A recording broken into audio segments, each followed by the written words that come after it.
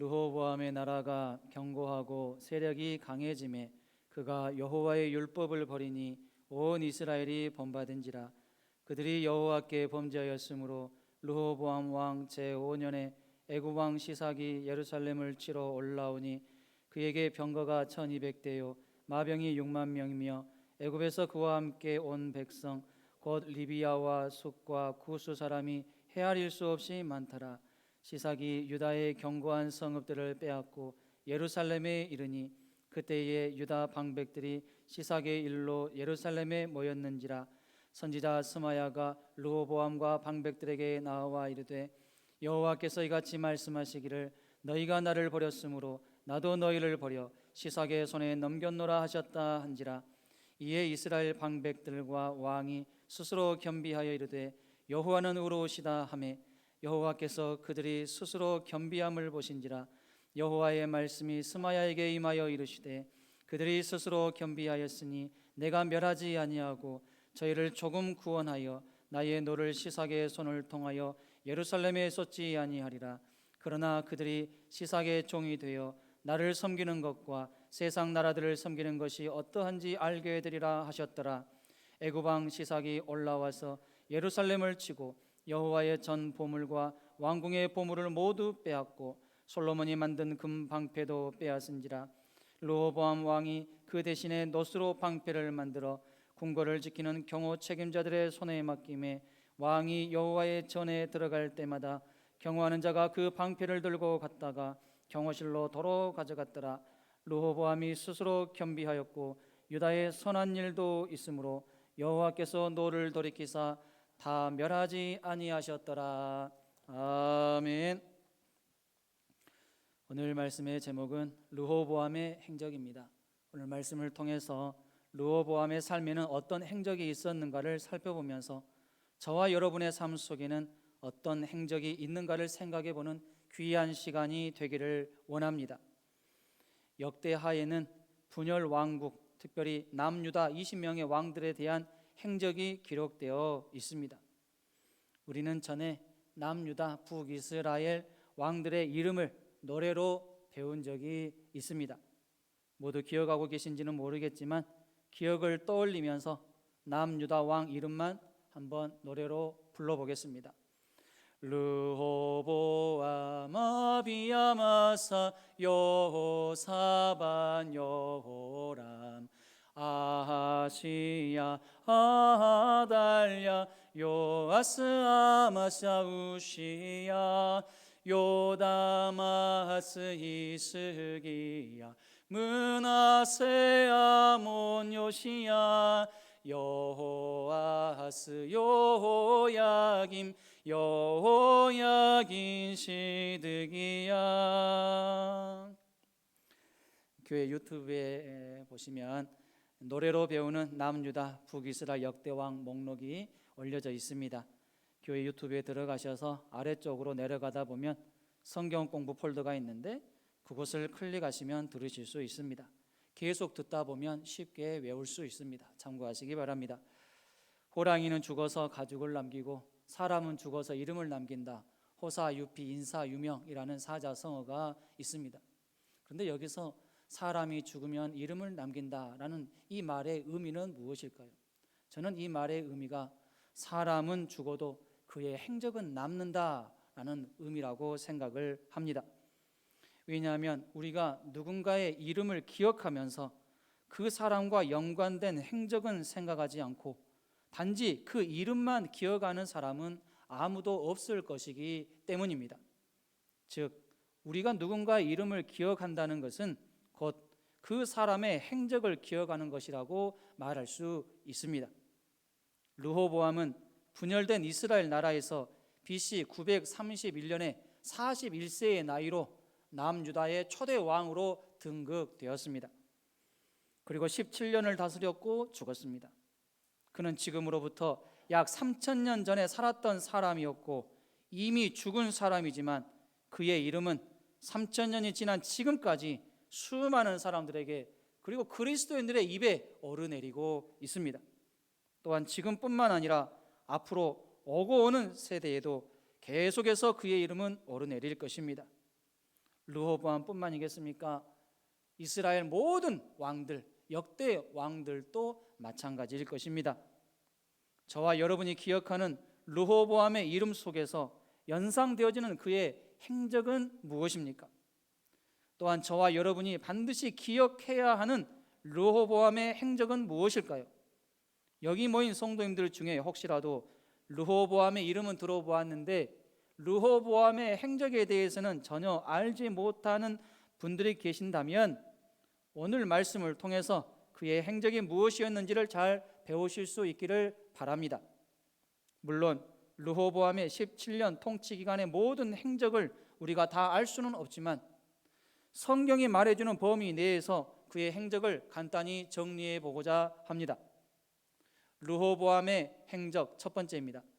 그는 이스라엘을 남과 북으로 분열시키는 데 있어서 큰 역할을 했습니다. 르호보암은 좋은 일에 큰 역할을 한 것이 아니라 이스라엘을 남과 북으로 분열시키는 데 큰 역할을 했습니다. 르호보암은 백성들의 멍에를 더욱 무겁게 하면서 분열을 부추겼습니다. 르호보암이 솔로몬 왕의 뒤를 이어서 왕이 되자 당시 충직스러운 신하들과 원로들 그리고 백성들은 솔로몬에게 와서 제발 우리의 멍에를 가볍게 해주세요 라고 요청을 했습니다. 역대하 10장 3절 하반절부터 7절까지 말씀입니다. 여로보암과 온 이스라엘이 와서 르호보암에게 말하여 이르되 왕의 아버지께서 우리의 멍에를 무겁게 하였으나 왕은 이제 왕의 아버지께서 우리에게 시킨 고역과 매운 무거운 멍에를 가볍게 하소서. 그리하시면 우리가 왕을 섬기겠나이다. 르호보암이 그들에게 대답하되 3일 후에 다시 내게로 오라 하매 백성이 가니라. 르호보암 왕이 그의 아버지 솔로몬의 생전에 그 앞에 모셨던 원로들과 의논하여 이르되 너희는 이 백성에게 어떻게 대답하도록 공고하겠느냐 하니 그들이 대답하여 이르되 왕이 만일 이 백성을 후대하여 기쁘게 하고 선한 말을 하시면 그들이 영원히 왕의 종이 되리이다 하나. 사실 솔로몬이 이스라엘 전체를 40년간 다스렸는데 40년간 다스리면서 가장 중요하게 했던 사업은 또한 가장 크게 했던 사업은 건축 사업이었습니다. 성전을 짓는데 7년, 왕궁을 짓는데 13년, 그리고 나서 또 성읍들을 재건하고 보수하고 건축하는 이 사업을 계속했습니다. 사실 이러한 사업은 하나님의 마음을 기쁘게 할 만큼 선한 사업이었습니다. 하지만 백성들의 입장에서는 많은 세금과 많은 노동으로 인해서 피로도가 상당히 누적된 상황입니다. 이러한 상황에서 많은 사람들이 르호보암에게 와서 멍에를 가볍게 해달라고 요청드린 것이지요. 그런데 이러한 요청을 르호보암은 들어주지 않았습니다. 오히려 내가 더 멍에를 무겁게 하겠다라고 말하고 강경 정책을 펼쳤습니다. 역대하 10장 14절입니다. 젊은 신하들의 가르침을 따라 그들에게 말하여 이르되 내 아버지는 너희의 멍에를 무겁게 하였으나 나는 더 무겁게 할지라. 내 아버지는 가죽 채찍으로 너희를 치셨으나 나는 정갈 채찍으로 치리라 하니라. 결국 이 일로 인해서 반감을 갖는 무리가 생겼고 이 일에 여로보암은 북이스라엘의 지도자로 세움받게 되고 북이스라엘의 10지파가 여로보암을 따르게 됩니다. 그리고 남과 북으로 나뉘어져서 약 200년 동안을 분열과 반목, 대립과 전쟁을 하는 참으로 안타까운 일이 일어나게 되었습니다. 하지만 이스라엘이 남과 북으로 나뉘어지게 되는 것은 이미 하나님께서 선지자 아히야를 통해서 예언하신 일이었습니다. 열왕기상 11장 30절로 31절, 35절로 37절입니다. 아히야가 자기가 입은 새 옷을 잡아 12조각으로 찢고 여로보암에게 이르되 너는 10조각을 가지라.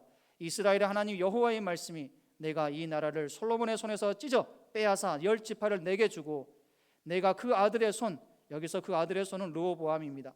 르호보암에게서 나라를 빼앗아 그 10지파를 내게 줄 것이요 그의 아들에게는 내가 한 지파를 주어서 내가 거기에 내 이름을 두고자 하여 택한 성읍 예루살렘에서 내 종 다윗이 항상 내 앞에 등불을 가지고 있게 하리라.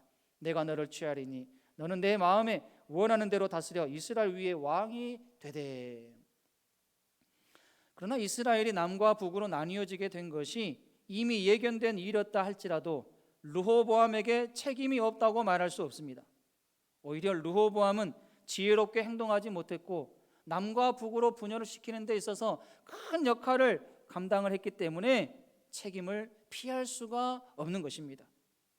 그러나 이스라엘이 남과 북으로 나뉘게 되는 데 있어서 르호보암보다도 더 큰 역할을 했던 사람이 있는데 그 사람은 바로 르호보암의 아버지 솔로몬 왕이었습니다. 이 솔로몬은 남과 북으로 나누게 하는 데 있어서 1등 공신이었다라고 말할 수 있습니다. 왜 그럴까요? 솔로몬은 이방 나라의 공주, 이방 나라의 여자들을 아내로 데려왔습니다. 여자들만 데려온 것이 아니라 어때요? 여자가 섬기는 우상까지 데려왔습니다. 그래서 솔로몬은 예루살렘을 우상 박물관으로 만드는 데 큰 일을 했습니다. 그리고 솔로몬의 마음은 여자에게 빼앗겼고 우상에게 또 빼앗겼어요. 하나님께서 이 모습을 참으로 범죄 행위로 보신 것이죠. 그래서 하나님께서는 예언자 또는 선지자 아히야를 통해서 이렇게 예언을 하신 것입니다. 이런 면에서 생각할 때 솔로몬은 아들 르호보암에게 좋지 않은 것을 물려주었다고 볼 수 있습니다. 다윗은 하나님의 명령과 법도를 잘 지켰다라고 하나님께 평가받음으로 인해서 그 아들 솔로몬은 많은 복을 누렸습니다. 하지만 솔로몬은 아들 르호보암에게 좋은 신앙을 물려주지 못함으로 인하여서 아들 르호보암 때에 분열이 되는 비극이 일어나게 된 것입니다. 여러분, 부모의 선한 행적, 믿음의 행적으로 인해서 자녀들이 복을 누리는 경우가 있는가 하면 부모의 악한 행적, 불순종한 이러한 행적으로 인해서 자녀들이 징계를 당하게 되는 경우도 있습니다. 사실 르호보암은 아버지 솔로몬의 영향을 받기도 했지만 더 정확하게는 어머니의 영향을 더 많이 받았다고 볼 수 있습니다. 르호보암의 어머니는 암몬 여자 나아마였습니다. 이 나아마는 암몬의 가증한 우상인 밀곰을 숭배했습니다. 그러므로 르호보암이 어머니에게서 받은 부정적인 영향은 매우 컸음을 짐작할 수 있습니다. 내가 어떤 일에 1등 공신이 되는가는 참으로 중요한 문제입니다. 공동체를 분열시키는 일에 1등 공신으로 쓰임받는다면 참으로 불행한 일입니다. 먼저는 자신에게 가장 불행한 일이고 자신이 분열시킨 공동체에도 불행한 일입니다. 여기에서 공동체는 가족이 포함되고 가문이 포함되고 교회가 포함되고 지역이 포함되고 이 나라까지 포함이 됩니다. 내 가족과 가문, 교회와 이 지역, 이 나라를 분열시키는 데 있어서 1등 공신으로 쓰임받지 마시기를 바랍니다. 오직 나로 인해서 내가 속한 내 가족과 가문, 교회와 이 지역이 하나 되고 하나님을 높이며 하나님을 잘 섬기는데 1등 공신으로 쓰임 받으실 수 있기를 바랍니다. 르호보암의 행적 두 번째입니다. 그는 즉위 3년 동안 하나님의 말씀을 잘 듣고 잘 지켰습니다. 르호보암은 자신에게서 이미 마음이 떠난 여로보암과 그를 따르는 북이스라엘의 10지파를 얻기 위해서 전쟁을 계획합니다. 그런데 하나님께서는 전쟁하지 말아라 이렇게 말씀을 하십니다. 하나님께서는 하나님의 사람 스마야를 통해서 메시지를 주셨습니다. 역대하 11장 4절입니다.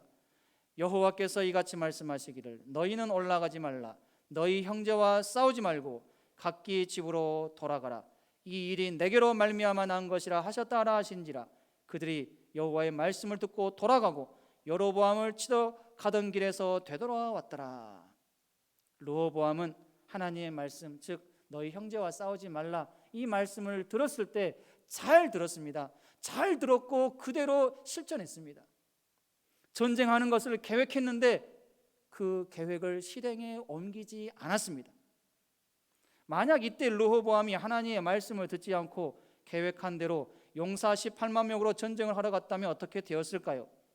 물론 당시에는 여로보암을 따르는 10지파가 지파수로는 많다 할지라도 이제 막 새로운 나라로 세워지는 과정에 있고 군대 질서가 제대로 잡혀있지 않았기 때문에 충분히 이길 수 있었을 것이라고 생각할 수 있습니다. 이것은 일반적인 생각이고 상식적으로는 충분히 납득이 되는 생각이죠. 하지만 그럼에도 불구하고 만약 르호보암이 하나님의 말씀을 무시하고 형제와 전쟁을 했다면 르호보암과 그의 군대는 완전히 패배했을 것입니다. 그리고 그 패배의 이유는 하나님의 말씀을 따르지 않았기 때문입니다. 그런데 다행스럽게도 르호보암은 이때 당시에 하나님의 말씀을 잘 들었고 전쟁하는 것을 포기했습니다.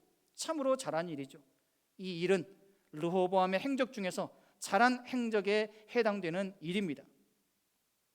내가 어떤 일을 계획했는데 그 일을 포기한다는 것은 결코 쉬운 일이 아닙니다.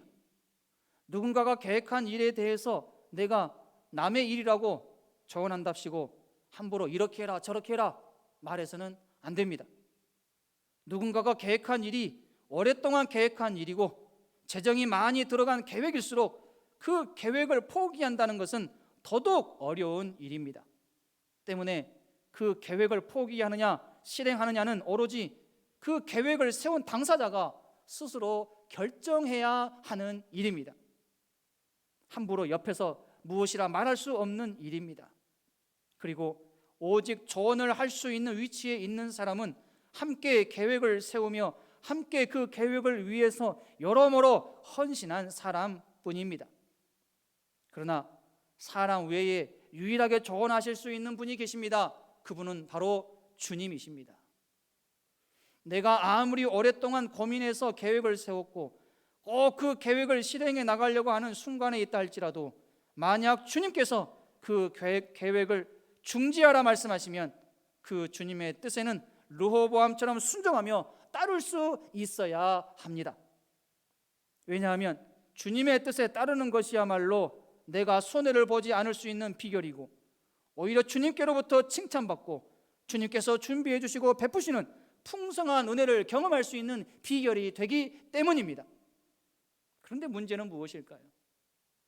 주님께서 음성으로 확실하게 이렇게 해라 저렇게 해라 나에게 말씀해 주시면 좋겠는데 그렇게 직접 음성으로 말씀하시지 않습니다. 또한 구약에서처럼 선지자를 통해서 아이야 선지자를 통해서 말씀하신 것처럼 많은 선지자를 통해서 말씀하신 것처럼 선지자를 통해서도 목회자를 통해서는 이제 확실하게 이렇게 해라 저렇게 해라 말씀해 주시면 좋겠는데 또 그렇게 하시지도 않습니다. 그렇다면 우리는 주님의 음성을 어떻게 들을 수 있을까요? 또 주님의 뜻은 어떻게 깨달아야 할까요? 주님의 말씀을 열심히 묵상해야 합니다. 그리고 열심히 기도해야 합니다. 그러나 주님의 말씀을 묵상하고 기도할 때 꼭 가져야 할 마음 자세가 있습니다. 그것은 바로 주님, 제가 주님께서 기뻐하신 바대로 순종하겠습니다. 저는 지금 이것을 하기를 원하는데 이것이 만약에 주님께서 기뻐하신 일이 아니라고 하면 그 확신이 제 마음 가운데 있게 되면 제가 중단하겠습니다. 이런 마음을 가지고 성경을 묵상하고 기도할 수 있어야 된다는 거예요. 또한 기도할 때 주님, 이 일이 저에게 있어서 아무리 손해가 되는 일을 할지라도 아무리 나이가 손해가 되는 것 같다 할지라도 주님께서 원하시는 일이라면 저의 계획을 포기하고 주님께서 이끄시는 대로 순종하며 나아가겠습니다. 이러한 자세로 기도할 수 있어야 된다는 것입니다. 그런데 이런 자세 없이 그냥 말씀 묵상하고 기도하는 것은 내 뜻을 주님께 관철시키는 행동밖에 되지 않습니다. 이런 자세로는 절대로 주님의 음성을 제대로 들을 수 없고 주님의 뜻을 제대로 깨달을 수도 없습니다. 주님께서는 여러 가지 방법으로 말씀하시면서 주님의 뜻을 알려주십니다. 그런데 내가 마음을 닫고 내 생각대로만 되기를 바라는 마음을 고수하기 때문에 주님의 음성을 듣지 못하고 깨닫지 못하는 것입니다. 내 생각과 계획을 내려놓고 철저하게 주님의 인도하심을 바라고 그 주님의 인도하심에 순종하기를 결심한다면 반드시 주님께서 나의 앞길을 선하게 인도해 가심을 경험하게 될 것입니다. 믿으시기를 바랍니다. 하나님의 말씀을 듣고 전쟁 계획을 포기한 르호보암과 그의 나라에 하나님께서는 복을 주셨습니다. 역대하 11장 16절 17절 말씀 함께 읽겠습니다. 시작.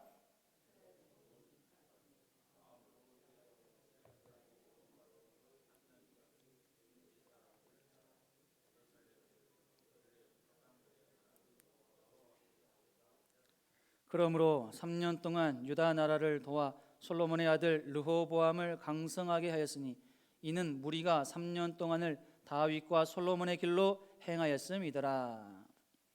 하나님께서는 당시 북이스라엘에 있었던 제사장들과 레위 사람들로 하여금 르호보암에게로 오게끔 하셨습니다. 물론 북이스라엘 제사장들과 레위 사람들이 르호보암에게로 오게 된 배경에는 북이스라엘의 여로보암 왕이 제사장직을 해임시켰습니다. 파면시켰어요. 자기들 마음대로 제사장을 세웠어요. 일반 사람들도 제사장이 될 수 있게끔 그렇게 했습니다. 하나님 앞에서 악한 일을 많이 했어요. 그래서 그 일을 도저히 견딜 수 없어서 북이스라엘에 있었던 제사장들과 레위 사람들이 르호보암에게로 가기로 결심을 한 것입니다. 하지만 그들의 발걸음을 르호보암에게로 이끄신 분은 바로 하나님이셨습니다. 하나님께서는 제사장들과 레위 사람들, 소위 거룩한 자들로 하여금 르호보암을 비롯한 모든 백성들이 하나님께 올바로 제사를 드릴 수 있게 하셨습니다. 르호보암을 도와서 유다 나라를 강성하게 하는데 협력하게 하신 것입니다. 하나님께 올바로 제사 드릴 수 있도록 도와주는 제사장들과 레위 사람들이 르호보암 곁에 있었다라고 하는 것, 이것이 바로 르호보암에게 있어서 큰 복이었습니다. 이 제사장들과 레위 사람들로 인해서 하나님께서는 이 르호보암과 그의 나라에 복을 주셨다라는 사실을 믿으시기를 바랍니다. 제사장들과 레위 사람들은 사실 더 큰 축복을 받기 위한 통로였다라는 것을 알 수 있습니다. 하나님께서 이렇게 복을 주신 것이지요. 하나님의 말씀에 곧바로 순종하고 전쟁 계획을 포기했던 르호보암에게 주신 복이었습니다. 르호보암 왕의 행적 세 번째입니다. 그는 통치 제4년째 되는 해에 하나님의 율법을 버리며 범죄했습니다. 르호보암은 통치 3년째까지는 하나님의 말씀을 잘 듣고 잘 순종하고 잘 실천했어요. 하지만 통치 4년째 되는 해부터는 점차 타락의 길을 걷기 시작합니다. 타락한 이유는 무엇일까요? 본문 12장 1절에서 잘 말해주고 있습니다. 르호보암의 나라가 견고하고 세력이 강해지매 그가 여호와의 율법을 버리니 온 이스라엘이 본받은지라. 아마도 르호보암은 하나님을 도우심을 힘입어서 강성해지자 이제는 하나님의 도움 없이도 계속해서 우리나라가 이렇게 강성해질 수 있을 거야, 이런 생각을 했을 것입니다. 하지만 이러한 그의 생각은 완전히 착각이었습니다. 그리고 교만이었습니다. 하나님 앞에서 범죄하는 모습이었습니다. 사람은 소위 잘 나가고 있으면 하나님의 도우심의 필요를 잘 느끼지 못하는 것 같습니다. 그래서 르호보암처럼 하나님 없이도 잘 살 수 있을 것처럼 생각하면서 하나님을 이전보다 약하게 의지하고 살아가는 사람들도 있고, 아예 하나님을 의식하지도 않고 믿음 생활 하지도 않고 살아가는 사람들도 많습니다. 그러나 우리가 꼭 기억해야 할 사실은 아무리 지금 내가 잘 나가고 있어도 그 잘 나가는 상황을 유지하기 위해서는 이전보다도 하나님을 더 많이 더 강하게 의지하면서 하나님의 말씀에 순종하는 믿음이 있어야 된다는 것입니다. 왜냐하면 내가 지금 잘 나가고 있을 때 하나님을 이전보다 더 의지하지 않으면 그만큼 교만해지기 쉽고 여러모로 하나님께 범죄할 가능성이 많기 때문입니다. 이전에 내가 부유하지 못했을 때에는, 잘 나가지 못했을 때에는 가만히 있어도 교만해질 이유가 없었는데 이제는 모든 면에서 부유해지고 풍성해졌기 때문에 스스로 노력하지 않고 가만히 있으면 자연스럽게 교만해질 수밖에 없는 것입니다. 하나님께서는 하나님의 말씀을 버리며 범죄한 르호보암과 그의 나라와 백성을 통치 5년째 되는 해에 시사게의 손에 붙이셨습니다. 역대하 12장 2절입니다. 함께 읽습니다. 그들이 여호와께 범죄하였으므로 르호보암 왕 제5년에 애굽 왕 시삭이 예루살렘을 치러 올라오니, 사실 상식적으로 생각할 때 시삭이 남유다를 치러 오기에 적합한 때는 르호보암의 통치 5년 때가 아닙니다. 왜 그럴까요? 르호보암 5년째는 이 르호보암 나라가 극도로 강성해질 때였기 때문이죠. 그런데 아이러니하게도 그 전에는 시삭이 쳐들어오지 않았는데 가장 강성할 때인 통치 5년의 때에 시삭이 쳐들어온 것입니다. 왜 전에는 시삭이 쳐들어오지 않았을까요? 사실 5년째보다도 3년째 그때가 더 강성하지 못했기 때문에 얼마든지 그때 쳐들어왔으면 더 좋았겠다 생각할 수 있잖아요.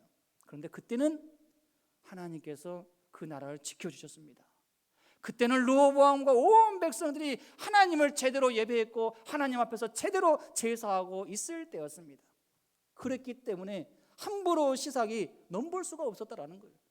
그 나라를 정복하려고 생각조차 하지 못했습니다. 그런데 통치 5년의 때가 되니까 시삭이 르호보암 그 나라를 쳐들어온 것입니다. 르호보암이 생각할 때 통치 5년의 때, 지금 이때는 가장 완벽하고 가장 강력한 때였을 것입니다. 하지만 하나님께서는 어떻게 생각하셨을까요? 하나님께서는 이때가 가장 약한 때라고 생각을 하셨습니다. 그 어떤 때보다도 르호보암의 이 나라가 지금 가장 불안한 때라고 하나님께서 여기신 거예요. 왜 그럴까요? 그만큼 르호보암이 하나님을 약하게 의지했기 때문입니다. 이전보다도 훨씬 약하게 하나님을 의지하지 않고 하나님을 향한 마음이 떠났기 때문에 하나님의 판단은 지금 이 나라가 너무나도 불안하다, 가장 약하다, 하나님께서는 그렇게 판단하셨는데 르호보암은 가장 강하다라고 생각을 한 것이죠. 르호보암은 이 사실을 제대로 깨닫지 못했습니다. 그래서 하나님께서는 시삭을 통치 5년의 때에 보내신 것입니다. 여러분, 하나님께서 시삭을 통해서 르호보암과 그의 나라를 위기에 처하게 하셨는데 그 이유는 무엇입니까? 바로 르호보암으로 하여금 자신의 교만함과 착각을 깨닫게 하기 위해서였음을 믿으시기 바랍니다. 르호보암의 행적 네 번째입니다. 그는 위기의 때에 겸비한 자세를 취했습니다. 하나님께서는 스마야 선지자를 통해서 범죄한 르호보암에게 메시지를 주시면서 죄를 깨닫게 하셨습니다. 역대하 12장 5절 말씀 함께 읽습니다. 그때에 유다 방백들이 시삭의 일로 예루살렘에 모였는지라. 선지자 스마야가 르호보암과 방백들에게 나와 이르되 여호와께서 이같이 말씀하시기를 너희가 나를 버렸으므로 나도 너희를 버려 시삭의 손에 넘겼노라 하셨다 한지라. 참으로 다행스럽게도 르호보암과 그의 백성은 위기의 때에 죄를 깨닫고 크게 겸비한 자세를 취하게 됩니다. 이러한 겸비한 자세를 취하는 모습을 하나님께서 보시면서 시삭을 통한 징계의 강도를 많이 낮추셨습니다. 그러나 강도를 낮추셨어도 르호보암은 시삭의 침입과 약탈로 인해서 여호와의 전과 왕궁에 있는 보물을 모두 빼앗기게 됩니다. 역대하 12장 9절입니다. 애굽 왕 시삭이 올라와서 예루살렘을 치고 여호와의 전 보물과 왕궁의 보물을 모두 빼앗고 솔로몬이 만든 금 방패도 빼앗은지라. 르호보암은 여호와의 전과 왕궁에 있는 보물과 솔로몬이 만든 금 방패도 빼앗겼습니다. 당시 보물도 보물이지만 솔로몬이 만든 금 방패는 남유다 왕국의 자랑거리였습니다. 보물 중에 보물이었습니다. 그런데 이렇게 소중한 보물들이 시삭의 손에 빼앗기게 된 것이죠. 보물을 빼앗기기 전에 보물의 귀함을 깨달았으면 얼마나 좋았을까요?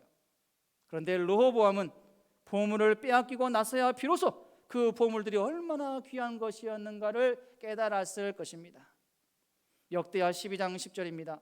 르호보암 왕이 그 대신에 노스로 방패를 만들어 국문을 지키는 경호 책임자들의 손에 맡기매. 금 방패를 빼앗기고 노스로 방패를 만들어 쓰려고 하니 얼마나 금 방패가 그리웠을까요? 많이 그리웠을 것이고 금 방패를 지키지 못한 자신에 대해서 너무나도 부끄러웠을 것입니다. 여러분, 왜 하나님께서는 시삭으로 하여금 이러한 보물들을 빼앗아 가게 하셨을까요? 저는 그 이유가 르호보암이 하나님을 가장 소중한 분, 보물로 생각하지 않고 버렸기 때문이라고 생각합니다. 또한 르호보암이 하나님 외에 눈에 보이는 다른 것들을 보물로 여겼기 때문이라고 생각합니다. 내가 하나님보다 다른 것을 보물로 여긴다면 사람은 모를 수 있지만 하나님은 정확하게 판단하십니다. 그래서 때로는 내가 소중하게 여기는 것을 잃게 만드시기도 합니다. 하나님께서는 이러한 과정을 통해서 우리로 하여금 진정으로 소중한 것이 무엇인지, 소중한 분은 또 누구인지를 깨닫게 하시는 것입니다. 여러분에게 있어서 가장 소중한 분은 누구입니까? 여러분에게 있어서 가장 소중한 재산은 무엇입니까? 여러분에게 있어서 가장 소중한 보물은 무엇입니까? 또한 여러분에게 있어서 내가 절대로 잃어서는 안 되는 것, 그것은 무엇입니까? 이러한 질문에 예수 그리스도이십니다, 하나님이십니다 라고 대답할 수 있는 저와 여러분이 될 수 있기를 바랍니다. 입술로만이 아니라 전인격적으로 마음을 다해서 전심으로 예수 그리스도께서 나의 모든 것 되십니다. 예수 그리스도께서 나의 가장 소중한 재산이며 보물이십니다. 저는 다른 거 다 잃어도 예수님만큼은 잃지 않기를 원합니다. 이렇게 고백할 수 있기를 원합니다. 주님께서는 이러한 고백을 듣기를 원하시기 때문입니다. 이제 말씀을 정리합니다. 성경에서 르호보암에 대한 행적과 평가는 간단하고 명료합니다. 특히 역대기 기자는 결론적으로 르호보암의 모든 행적에 대해서 이렇게 평가합니다. 역대하 12장 14절입니다. 르호보암이 악을 행하였으니 이는 그가 여호와를 구하는 마음을 굳게 하지 아니함이었더라. 이 평가는 역대기 기자의 평가가 아닙니다. 이 평가는 하나님의 평가입니다. 만약 하나님께서 그동안의 나의 행적과 신앙을 오늘 평가하신다면 어떻게 평가하실까요? 우리는 이 부분에 대해서 한번 심각하게 생각해 볼 수 있어야 된다라고 생각합니다. 시간은 자꾸만 흘러갑니다. 언제 주님 오실지 우리는 모릅니다. 우리에게 시간이 언제까지나 주어지는 것도 아닙니다. 저와 여러분의 호흡이 남아있고 살아있는 동안에 하나님 앞에서 좋은 평가를 받을 수 있도록 선한 행적, 믿음의 행적을 더 많이 행하면서 삽시다. 그래서 그 언젠가 주님 앞에 서게 되었을 때 땅을 치며 탄식하고 땅을 치며 후회하는 인생이 되지 않기를 바랍니다. 2020년 12월 달도 며칠 남지 않았습니다.